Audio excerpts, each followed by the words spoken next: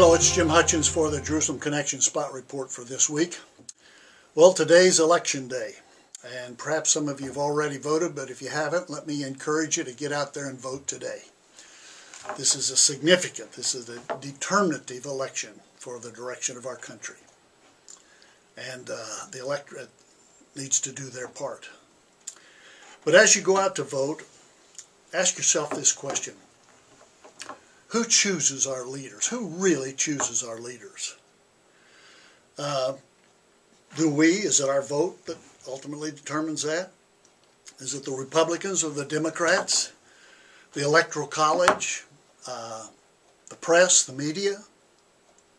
Let me give you God's perspective on that. God says this in Psalm 103 verse 19. The Lord has established, Yahweh has established his throne in heaven, and his kingdom rules over all. Not will rule, but is ruling as we speak.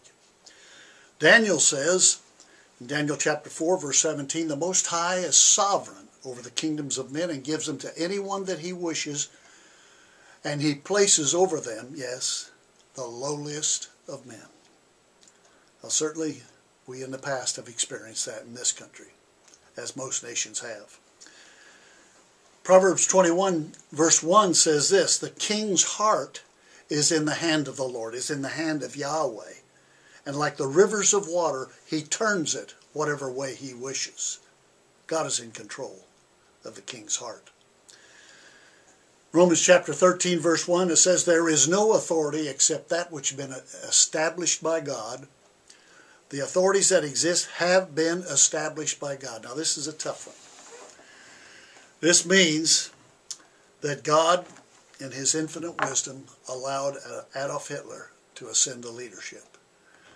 That means that God has allowed an Ahmadinejad likewise to ascend to leadership as he pursues nuclear weapons that he wants to control the world with.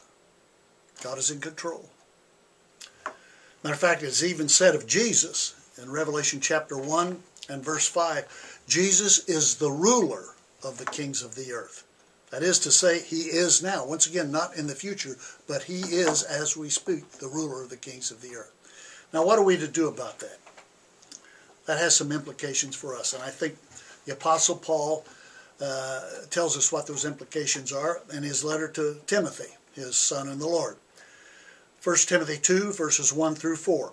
I urge, sense of urgency, I urge then, first of all, sense of priority, that petitions, prayers, intercessions, and supplications and thanksgiving be made for all people, especially for kings and those in authority, that we may live peaceable and quiet lives in all godliness and holiness. It says, this is good and pleases God our Savior, who wants all people to be saved and to come to a knowledge of the truth. That's our role.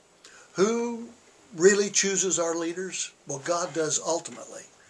But he chooses our leaders on the basis of our prayers and our intercessions, our supplications on behalf of our leaders. So we have a vital part to play.